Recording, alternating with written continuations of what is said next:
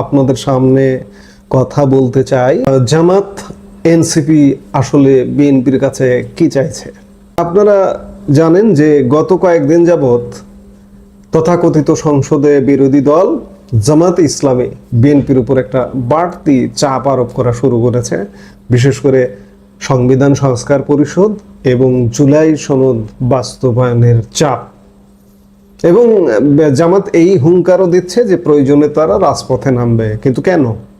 আপনারা খেয়াল করেছেন যে আওয়ামী লীগ সরকার পতনের পর সত্যিকার অর্থে কার্যত প্রধান ক্ষমতার অংশী ছিল জামাত। এই যে এনসিপি বলুন, সমন্বয়ক বলুন, এগুলো কিন্তু সব জামাত।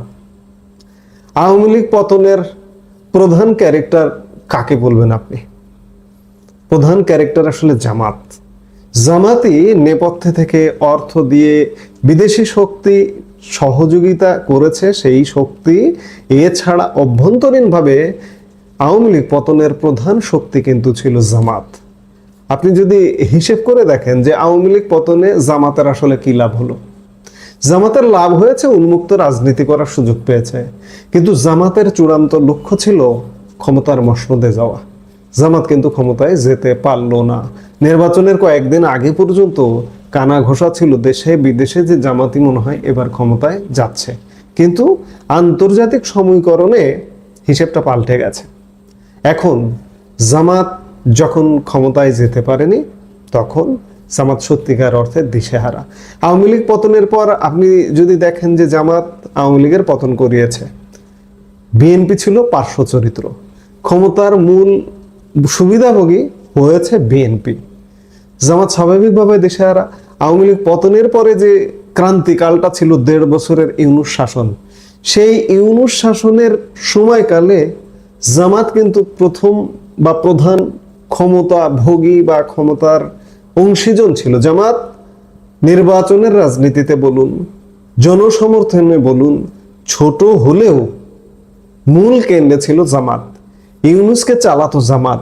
কিন্তু নির্বাচনের মাধ্যমে সরকার গঠন হওয়ার ফলে জামাত কিন্তু সেই কর্তৃত্ব হারিয়ে ফেলেছে। আজকে কর্তৃত্ব হারিয়ে জামাত এনসিপি তাদের মধ্যে কিন্তু একটা দিশেহারা ভাব চলে এসছে। কদিন আগেও তারা কেন্দ্রে বলুন, সচিবালয়ে বলুন, মাঠ প্রশাসনে বলুন, জামাত নেতৃত্ব যদি কিছু বলতো, কোনো সুপারিশ করত বা তদবির করত, সেটি কিন্তু শিরোধার্য ছিল। কারণ তখনও পর্যন্ত প্রশাসন বলুন বা সর্বপর্যায়ে সবাই ভেবে নিয়েছিল মনে হয় জামাতে ক্ষমতায় আসছে। জামাত এমন এমন জায়গা দখল করে বসেছিল, মন্ত্রী পরিষদ সচিব, সেনাবাহিনীর শীর্ষ পদ, সেনাবাহিনীকে যারা নাড়াতো, লাঠি ঘুরাতো, তারা বসেছিল জামাতের।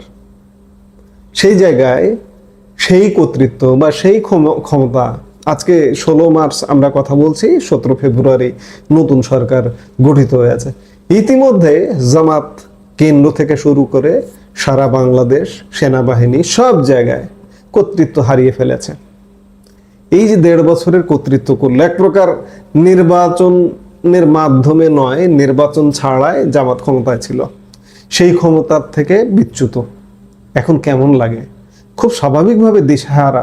জামাত নেতৃত্বের একটু চেহারাটা দেখুন। তারা ভাবছে যে আমরা আওয়ামী লীগ সরকারের পতন ঘটালাম, কিন্তু আমরা ক্ষমতায় যেতে পারলাম না। এটা কেমন একটা হয়ে গেল না? এবং ক্ষমতায় যেতে তো পারলামই না, যে ক্ষমতাগুলো বিভিন্ন জায়গায় আমরা আঁকড়ে আছি সেগুলো ত্যাগ করতে হচ্ছে। যার কারণে জামাত আজকে দিশেহারা এবং বিএনপির উপরে এই যে চাপ দিচ্ছে, এই চাপের প্রধানতম কারণ হচ্ছে জামাত আসলে ক্ষমতার অংশ চায়। আলোচনা আছে, বিশ্লেষক মহলে আলোচনা আছে যে এই যে একসময় আওয়ামী লীগের সাথে যেমন গৃহপালিত একটি বিরোধী দল জাতীয় পার্টি ছিল, ঠিক তেমনিভাবে জামাতও সেরকম একটি অবস্থা চাইছে। আপনারা খেয়াল করেছেন নির্বাচনের কয়েকদিন আগেও বিএনপি প্রধান, বিএনপি চেয়ারম্যান তারেক রহমান, বর্তমান প্রধানমন্ত্রী তারেক রহমানের কাছে জামাত আমির গিয়েছিলেন এবং জামাত আমির একটি আশাবাদ ব্যক্ত করেছিলেন। তখনও তারা ধরে নিয়েছিল যে তারা ক্ষমতায় যাবে, কিন্তু কোনো কারণে যদি ক্ষমতার মসনদ মিস হয়ে যায়, অন্ততপক্ষে ক্ষমতার অংশীজন হয়ে থাকা যায়, এই জায়গা থেকে জামাত আমির তারেক রহমানকে প্রস্তাব দিয়েছিলেন যে আমরা একটা জাতীয় সরকার করতে পারি কিনা, কিংবা আমরা একসাথে সরকার গঠন করতে পারি কিনা। কিন্তু বিএনপি প্রধান, বিএনপি চেয়ারম্যান তারেক রহমান সেই সময় বিষয়টাকে নাকচ করে দিয়েছিল যে সবাই ক্ষমতায় এলে বিরোধী দলে কে থাকবে। সেই জায়গা থেকে সেই আশায় গুড়ে বালি হয়েছে। কিন্তু জামাত এখনো সেই আশাটা জাগিয়ে রেখেছে।